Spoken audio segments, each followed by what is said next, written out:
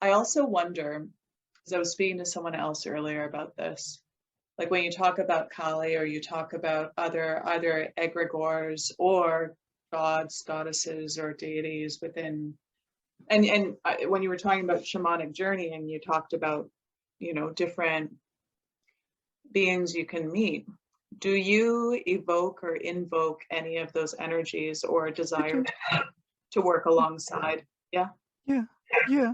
So if somebody doesn't know what does it mean, evocation, you inviting entity or energy. It doesn't have to be specifically God. It can be any entity, your ancestors, natural elements, whatever. Invocation, when you're invoking it into yourself, you just like shaman, you're running that energy through yourself. You're becoming a vessel for that. This is invocation. Why is it done? Evocation's done if you need to call for support, for help. That's easy. Invocation of natural element to balance, to harmonize, to make you stronger. That's easy.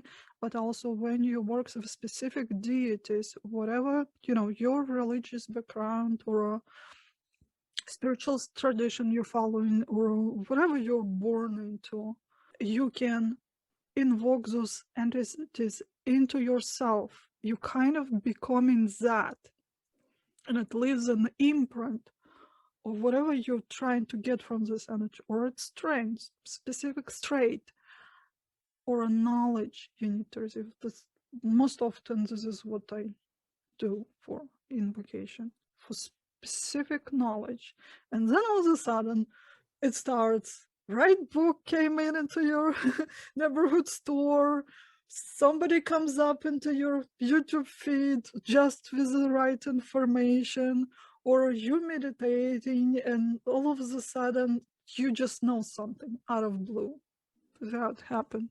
To just something. If you've never done anything like this, but you're curious, it's a very, I think, structured way to experiment with this is to study with demons of Goetia. 72 demons. They're not demons. Daemon, the original spelling. Benevolent beings. Those are not evil spirits. They're benevolent beings. There's 72 that were binded to our realm to help humanity. Their job is to help us. We just need to ask them. So 72, they're specialists in their specific areas. If you'll search, you'll find their specific, how to attune to them. Colors, numbers, names, they have many names, and what their area of their expertise. Physics, astrology, religions, health, whatever that may be. There's 72, you can cover everything you need. And you'll find the information how to invoke. The ritual in the Hermetic and high magic rituals are very extensive and strict, but I don't think they work very well for women. We don't have that structure in our brain. We cannot follow strict rituals. This is more of a like male, masculine side. Just study and form it into what's more doable for you. So you can do it just intuitively. Don't be scared. This is the only thing that prevents people from the success. Really, it's not. It's this energy, this being. Its only sole duty here is to help us. If you get scared, if you see the visions of something that scares you, it just reflects whatever's in your psyche. The assumption, that's why I say the opening channel, remove all assumptions. Everything that you've built before, nothing exists anymore. You just open a vessel. Whatever it's scary, ugly, indecent, you just welcome all of it. There is no God that is better than other gods. There is no thing that is better than other things. Everything equal. Everything has a right to exist. That's why I think the one of the major blockages for people who try to develop extrasensory abilities, intuition, the psyche, no matter how hard they try, they cannot. I think just because they separated bad and the good. You cannot let in one and leave out the other, or you open this gate or not. If you reject part of it, it's not going to come in. At the end, it's all beautiful. For women, for health, the invocation of do you know who Baba Yaga? Yeah, it's not just mythical creature. Women that lived in the forest and did magic and healing. That was a real woman in Russia. What was the Centuries. name? Baba Yaga. Google it. There's so many fairy tales. So she lived in a forest, in a cabin. People would come for healing. This is where the fairy tales comes from.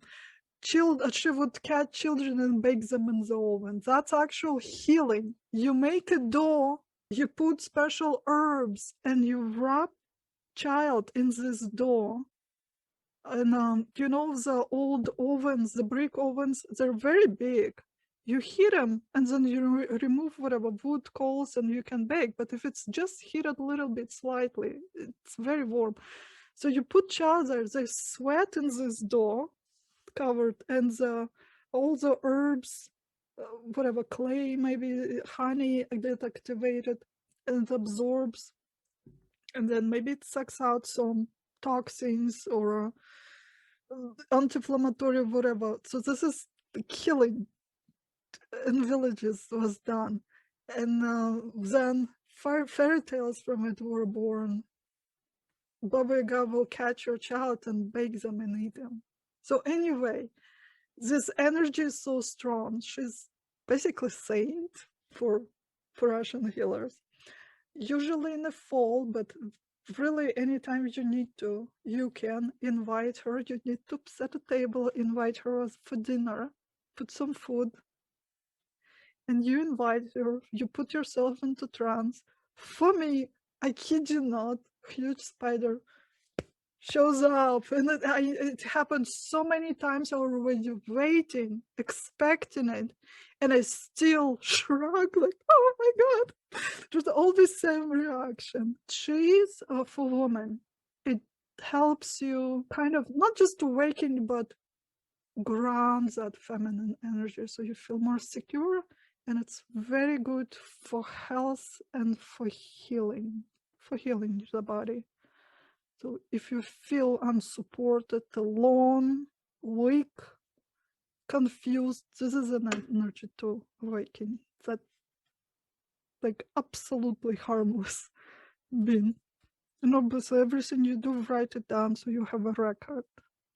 So you don't wonder 3 months later, did I imagine all this? You have it all written down. It's real.